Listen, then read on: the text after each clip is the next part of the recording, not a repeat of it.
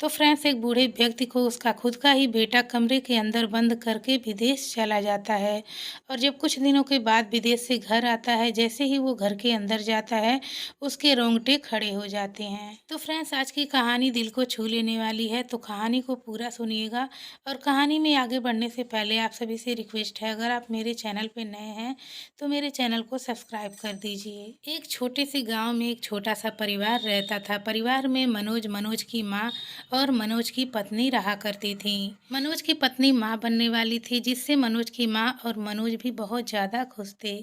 जब डिलीवरी का time pass आता है, उसे हॉस्पिटल में भर्ती कराया जाता है और उसकी डिलीवरी हो भी जाती है। डॉक्टर आते हैं और मनोज से कहने लगते हैं, तुम्हें बेटा पैदा हुआ है। मनोज बहुत ही ज़्यादा खुश हो जाता है। कुछ ही देर के बाद डॉक्टर मनोज के बच्चे को लेकर आते हैं और बोलते हैं कि तुम्हारी पत्नी अब इस दुनिया में नहीं है। डिलीवरी के टाइम तुम्हारी पत्नी को बहुत ही ज़्यादा दर्द हो रहा था, जिसकी वजह से तुम्हारी पत्नी की मौत हो गई। हमने बहुत कोशिश की उसे बचाने की, लेकिन शायद भगवान को भी यही मंजूर था। इतना कहने के बाद डॉक्टर वहां से चले जाते हैं और मनोज को बहुत ही बड़ा सदमा लगा था। मनोज की माँ बहुत ही ज़्यादा रोने लगते हैं। जैसे ही मनोज अपने छोटे से बच्चे के चेहरे को देखता, वो और भी ज़्यादा रोने लगता है।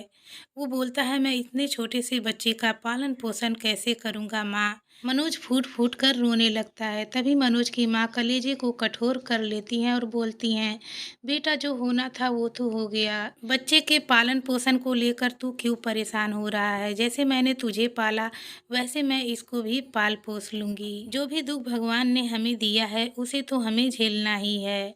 इसके बाद मनोज बच्चे को अपनी माँ की गोद में देकर अपनी पत्नी से मिलने के लिए चला जाता है।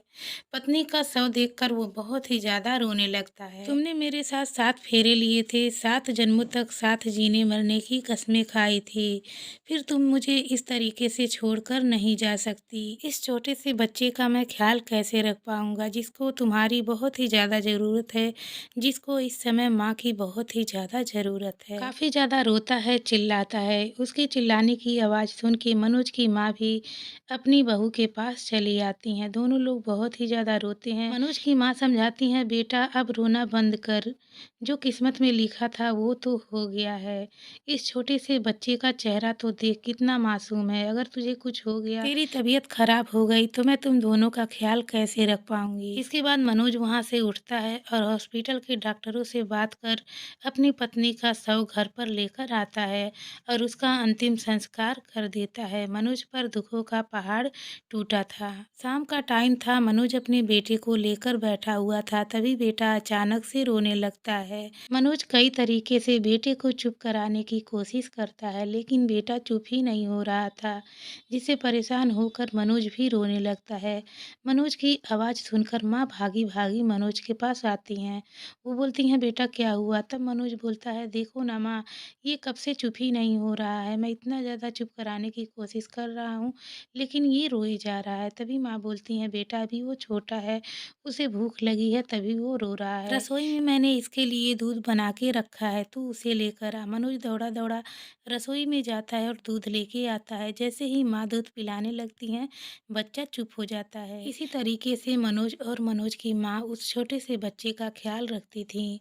मनोज को भी धीरे धीरे बच्चा पालने का ज्ञान होने लगा था। अब मनोज अपने छोटे से बेटे के साथ ही खुश रहने लगा था। मनोज ने अपने बेटे का नाम मुकुल रखा था। धीरे धीरे समय बीत रहा था और 3 साल का समय बीत जाता है। तब मनोज की माँ बोलती हैं, बेटा धीरे धीरे मैं बूढ़ी हो रही हूँ और इस बच्चे को किसी माँ की ज़रूरत है, और तुम्हारी भी पूरी ज़िंदगी पड़ी हुई है। मेरा कहा मानो तो कोई अच्छी लड़की देखकर शादी कर लो।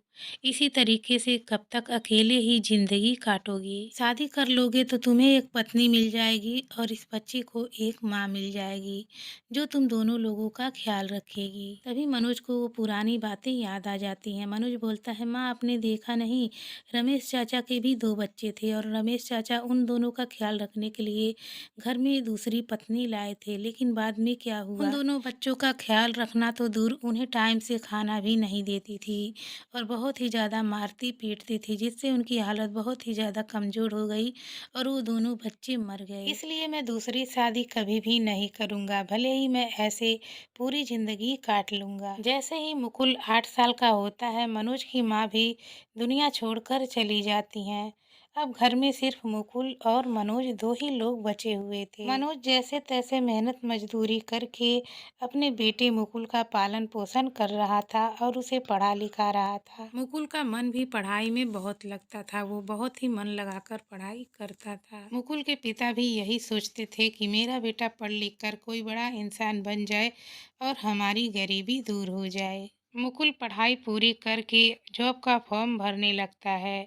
कुछ ही दिनों बाद मुकुल को जॉब भी मिल जाती है, लेकिन आगरा में। जॉब करने के लिए मुकुल आगरा के लिए निकल जाता है। जब वहाँ पर जॉब करने लगता है, अच्छा खासा पैसा कमाने लगता है, तो आगरा में ही घर खरीद लेता है। जैसे ही घर खरीदता है, वो अपने पिताजी को वहीं पर बुला लेता है। पिताजी, आप घर पे अकेले रहते हैं, मुझे बिल्कुल भी अच्छा नहीं लगता है। मैंने यहाँ पर घर ले लिया है, आप यहाँ पर आइए और हमारे साथ रहिए। मनोज को भी अपने बेटे मुकुल के बिना घर पे बिल्कुल भी अच्छा नहीं लगता था, इसलिए वो मुकुल के पास रहने के लिए चले जाते हैं। मुकुल और मुकुल के पिता दोनों साथ में हंसी खुशी से दिन काट रहे थे। एक दिन मुकुल अपने पिता के पास जाता है और बोलता है, पिताजी, मैंने एक लड़की पसंद कर ली है, मैं उसी से प्यार करता हूँ और उसी से शादी करना चाहता हूँ। मुकुल के पिता मनोज बोलते हैं कि ठीक है बेटा, अगर तूने लड़की पसंद कर ली है तो लड़की अच्छी ही होगी, मुझे शादी से कोई भी ऐतराज नहीं है। इसके बाद मुकुल के पिता लड़की वाले के यहाँ फ़ोन करते हैं और बोलते हैं, मेरा बेटा आपकी बेटी को पसंद करता है, इसीलिए मैं चाहता हूँ कि दोनों की शादी करा दी जाए। तो फ्रेंड्स, उस लड़की का नाम रीचा था और रीचा ने अपने परिवार में मुकुल के बारे में सब कुछ बता दिया था कि मुकुल अच्छा खासा पैसा भी कमाता है और पैसा वाला है। उसके परिवार वाले सोचते हैं कि लड़का भी अच्छा है और अच्छा खासा पैसा भी कमा रहा है और आगे से रिश्ता भी आ रहा है, तो हमें क्यों ऐतराज करना। तब लड़की वाले भी शादी के लिए मान जाते हैं और मुकुल और रीचा की शादी करा दी जाती है। कुछ ही दिनों के बाद रीचा एक दिन बाथरूम में नहाने जाती है। लापरवाही से साबुन वो फर्श पर ही छोड़कर नहाकर निकल आती है। इसके बाद मुकुल के पिता नहाने के लिए जाते हैं तो उनका पैर साबुन पर पड़ता है, तो पैर तेजी से फिसल जाता है, जिसकी वजह से वो नीचे गिर जाते हैं और उन्हें फालिज मार देता है।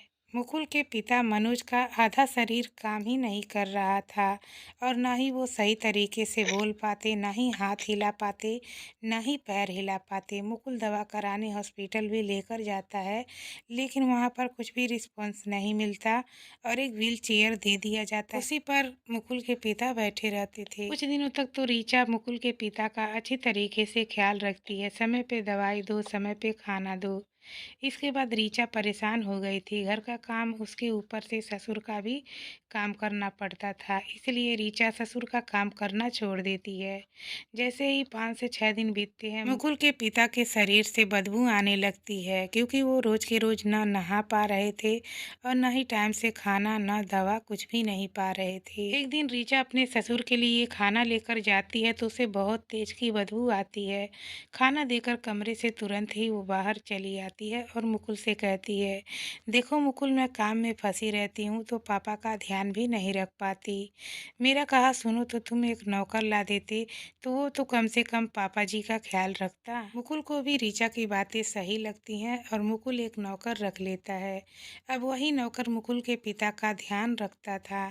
एक दिन मुकुल और रीचा की वेडिंग एनिवर्सरी थी। उन्होंने पार्टी रखी हुई थी। पार्टी में ढेर सारे लोग आए थे, डीजे चल रहा था, गाना चल रहा था, मौज मस्ती लोग कर रहे थे। इसी बीच मुकुल के पिता को तेज से बाथरूम आ जाती है। मुकुल के पिता बोल नहीं पाते हैं, लेकिन पैर हाथ हिलाने की कोशिश करते हैं और बताने की कोशिश करते हैं, लेकिन डीजे चल रहा था तो किसी को कुछ भी सुनाई नहीं दे रहा था और कोई भी मुकुल के पिता मनोज की तरफ ध्यान नहीं देता है। उन्हें बहुत ही तेजी से प्रेशर बना लेता है और वो बर्दाश्त नहीं कर पाते, इसलिए व्हील चेयर पर बैठे बैठे ही पैंट में बाथरूम कर लेते हैं। कुछ ही देर बाद पार्टी में बदबू फैलने लगती है। तब सभी लोग सोचने लगते हैं कि इतनी गंदी बदबू कहाँ से आ रही है। तभी मुकुल और मुकुल की पत्नी रीचा का ध्यान अपने पिताजी पर जाता है तो रीचा गुस्से से लाल हो जाती है। रीचा जाती है और अपने ससुर का व्हील चेयर पकड़ लेती है और ढकेलते हुए बाथरूम में ले जाकर छोड़ आती है। बाहर आती है तो नौकर से बोलती है, जाइए साफ करिए उन्हें अच्छी तरीके से। तब नौकर जाता है, अच्छी तरीके से नहलाता है, धुलाता है और अच्छे कपड़े साफ सुथरे पहनाता है। इसके बाद खाना खिलाता पिलाता है। एक दिन मुकुल को विदेश से मुकुल के नौकरी का ज्वाइन लेटर आता है। मुकुल उस दिन बहुत ही ज़्यादा खुश होता है। ये बात वो अपनी पत्नी रीचा को भी बताता है और अपने पिता को भी बताता है। सभी लोग बहुत ही ज़्यादा खुश हो जाते हैं। इसके बाद मुकुल वीज़ा बनवाने लगता है विदेश जाने का। जैसे ही मुकुल का वीज़ा बन जाता है वो नौकर को बुलाता है और बोलता है, देखो अब घर पे रहकर पिताजी का ख्याल तुम्ही को रखना है। हम और रीचा विदेश जा रहे हैं। मुकुल नौकर के भरोसे अपने पिताजी को छोड़कर विदेश चला जाता है। इधर नौकर भी मुकुल के पिताजी का बहुत अच्छी तरीके से ध्यान रखता था। उन्हें टाइम से नहलाना, टाइम से खाना खिलाना और टाइम से दवाइयाँ देना। उसके पिताजी भी इतना अच्छा नौकर पाकर बहुत ही ज़्यादा खुश थे। वो मन ही मन सोचते थे कि एक मेरा बेटा है जो मुझे छोड़कर चला गया और एक ये नौकर है चंद पैसों के लिए मेरी इतनी ज़्यादा सेवा कर रहा है। एक दिन नौकर जब रसोई में खाना बनाने के लिए जाता है तो देखता है आटा भी ख़त्म हो गया है और कुछ राशन भी ख़त्म हो गया है। तब वो बोलता है, दादाजी मैं जा रहा हूँ बाहर आटा लेने और उसके साथ कुछ राशन भी ले लूँगा। आप अपना ख्याल रखना, मैं जल्द ही लेकर आ रहा हूँ। जैसे ही नौकर जाता है राशन की दुकान पर, वहाँ से कुछ राशन लेता है। उसके बाद वो रोड पार करने के लिए रोड पर आता है। जैसे ही रोड पार करता है एक गाड़ी तेज़ी से आती है और वहीं पर नौकर का एक्सीडेंट हो जाता है। आसपास के लोग जैसे ही देखते हैं नौकर को जल्दी से हॉस्पिटल में भर्ती करवाते हैं। डॉक्टर बताते हैं कि ये लड़का अब कोमा में चला गया है। इधर मुकुल के पिता मनोज भी नौकर का बहुत ही ज़्यादा इंतजार करते हैं। नौकर जब राशन लेने गया था तो दरवाज़ा भी बंद करके गया था ताकि कोई भी अनजान व्यक्ति घर के अंदर ना आ पाए और ना ही कोई जानवर, क्योंकि मुकुल के पिता अपाहिज थे। नौकर का इंतजार करते करते शाम हो जाती है और शाम से सुबह हो जाती है। मुकुल के पिता भूख और प्यास से तड़प रहे थे। बाहर से दरवाजा बंद था तो लोगों को यही लगता कि घर के अंदर कोई नहीं है। धीरे धीरे 10 दिन बीत चुके थे। मुकुल के पिता मनोज को न समय से दवाइयाँ मिलती, न पानी खाना मिलता था, जिसकी वजह से उनकी हालत बहुत ही ज़्यादा खराब हो गई थी और 11वें दिन उनकी मौत हो जाती है। इधर मुकुल भी घर पे फ़ोन लगाता तो फ़ोन का कोई भी रिस्पॉन्स नहीं मिलता था। नौकर के पास फ़ोन लगाता तो नौकर का फ़ोन भी बंद बता रहा था। तब मुकुल को कुछ डाउट होता है तो वो घर पे आने का फैसला करता है और अपनी पत्नी रीचा को लेकर वो घर चला आता है। जैसे ही घर आता है घर का मेन दरवाज़ा खोलता है और अंदर की तरफ जाता है। उसे अजीब सी महक आ रही थी। जैसे ही वो अपने पिता के कमरे में जाता है तो कमरे में व्हील चेयर पे एक कंकाल पड़ा हुआ था। मांस बिल्कुल गलकर खत्म हो गया था। ये सब सीन देखकर मनोज के रोंगटे खड़े हो जाते हैं। मनोज तुरंत ही व्हील चेयर के पास जाता है और बैठ के रोने लगता है। पिताजी, मैंने बहुत बड़ी गलती की जो आपको छोड़कर मैं विदेश चला गया। मुझे आपको अकेले इस तरीके से छोड़कर नहीं जाना चाहिए था। किस तरीके से माँ के जाने के बाद बचपन से ही आपने मेरा पालन पोषण किया था और जब मेरी बारी आई आपका ख्याल रखने के लिए तो मैं आपको इस तरीके से अकेला छोड़कर चला गया। पैसों की लालच ने मुझे इस तरीके से अंधा कर दिया था कि मैं एक बेटे का फर्ज भी अदा नहीं कर पाया। मुकुल बहुत ही ज़्यादा रोता है, चिल्लाता है, गिड़गिड़ाता है, लेकिन जो समय बीत गया वो वापस आने वाला तो नहीं है। मुकुल ने जो गलती की थी उसका उसे एहसास था और बहुत ही ज़्यादा पछतावा भी था, लेकिन जो गलती हो गई है उसे सुधारा भी तो नहीं जा सकता। तो फ्रेंड्स, इस कहानी से आपको दुख पहुंचाना या फिर आपको परेशान करना नहीं है, बल्कि आपको सचेत करना है ताकि कोई भी काम करने से पहले आप अच्छी तरीके से सोच समझ लें, नहीं तो बाद में पछतावा ही रह जाता है।